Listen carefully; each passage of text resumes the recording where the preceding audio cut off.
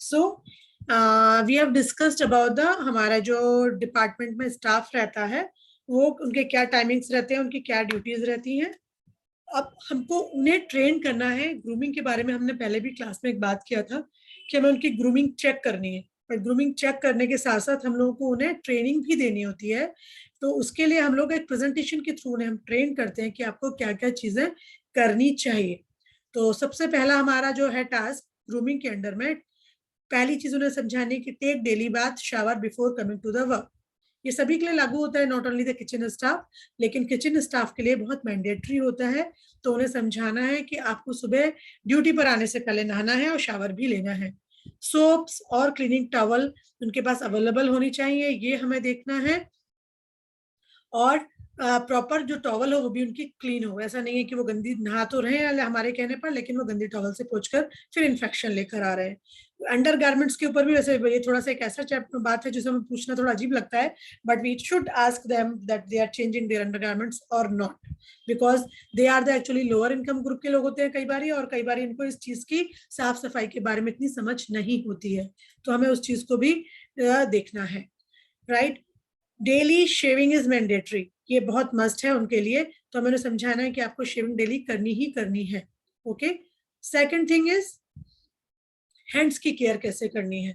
ये हमने ग्रूमिंग में चेक करना था, लेकिन उनको हम समझाएंगे कि आपके जो नेल्स हैं उनको आप काटिए और नेल्स को साफ कीजिए ब्रश से। कई बार क्या होता है, कुछ कुछ लोगों के नेल्स कट करने के बाद भी उनके नेल बेड में उनके कुछ ना कुछ फंस जाता है, क्योंकि उन लोगों के जो मैन्युफैक्चरिंग कहना चाहिए, या नेल की जो उनकी जो बनावट होती है वो कुछ इस तरह की होती है। तो हमें वो भी देखना है और उन्हें हमें समझाना है कि you can wash them with a brush.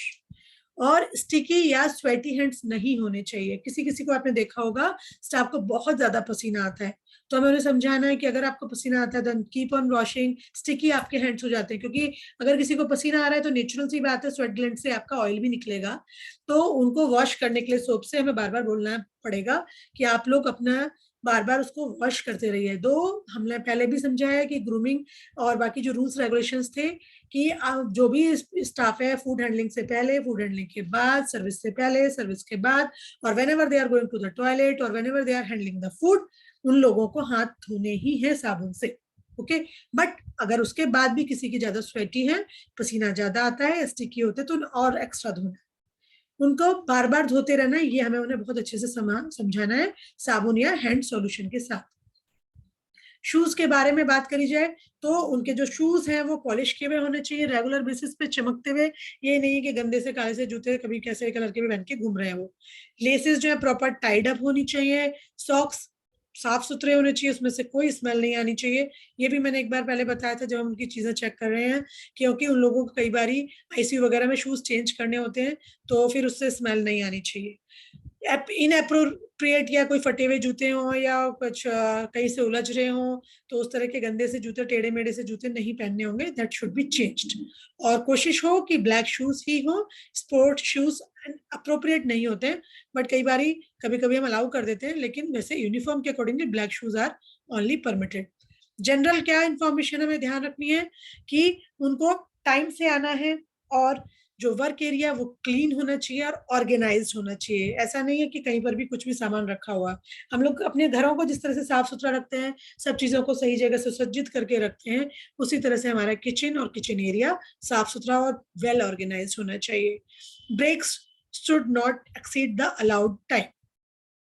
जो हमारे ब्रेक्स हैं, जैसे अगर मान लीजिए जैसे बीच में भी आज मैंने आपको पेशेंट स्टाफ का बताया था कि उनके बीच में ब्रेक्स हैं, तो ऐसा ना हो कि उनका 2 to 5 अगर ब्रेक है और वो 5:30 बजे आ रहे हैं, कभी 6 बजे आ रहे हैं। It should not be there. Staff should report at the counter in uniform at least 10 minutes prior to the time when the duty starts. ऐसा नहीं है 8 बजे आपकी ड्यूटी स्टार्ट हो रही है, वो 8:15 8:30 बजे तक आ रहे हैं। 5-10 मिनट पहले ही वो पहुंच जाने चाहिए, और वो भी प्रॉपर यूनिफॉर्म के साथ। ईटिंग और ड्रिंकिंग वर्क स्टेशन पर अलाउ नहीं होती है, कैफेटेरिया एरिया में और या स्टाफ के खाने की अलग जगह डेजिग्नेटेड होती है, उसी जगह पे जाकर उन लोगों को खाना पीना करना है। बहुत जोर से हंसना, बहुत जोर से बातें करना, ये सब चीजें वर्क स्टेशन पे किसी भी स्टाफ के लिए अलाउड नहीं है, not only for the kitchen. Maximum use of courtesy words, no swearing. झूठ नहीं बोलना है बार बार कि हमने ऐसा नहीं कहा था, ये सब चीजें नहीं बोलनी है, और बहुत ही प्यार से, बहुत ही सज्जन पूर्ण व्यवहार और मतलब प्यार से एकदम मीठी आवाज में और सही शब्दों के साथ में हमें लोगों से बात करनी है।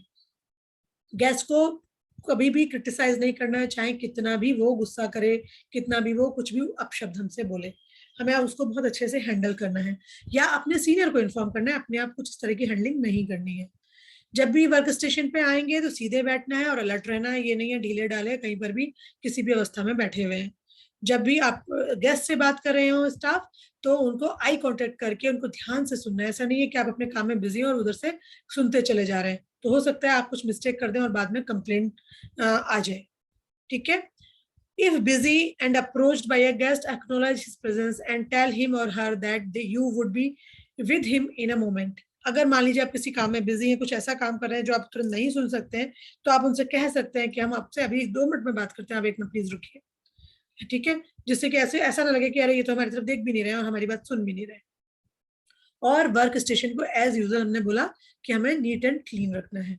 कम्युनिकेशन जब हम करते हैं तो कम्युनिकेशन के टाइम पे हमें ध्यान रखना है कि हमेशा रूम में घुसने से पहले हमें डोर को नॉक करना है और प्रॉपर तरीके से पोलाइटली बहुत प्यार से स्माइल करते हुए हमें उनका कुछ अभिवादन करते हुए नमस्कार या गुड मॉर्निंग या गुड इवनिंग या जो भी आप कहना चाहें वो कहते हुए हमें कमरे के अंदर घुसना है। और हमेशा वहां से निकलने के बाद अगर वो हमसे कुछ पूछते हैं या कुछ बता दें तो हमें थैंक यू कहते हुए बाहर निकलना है। कभी गलती हो जाए तो सॉरी भी बोलना है और कभी हमें जरूरत पड़ रही है तो हमें वेलकम शब्द जैसे शब्दों का इस्तेमाल करना है।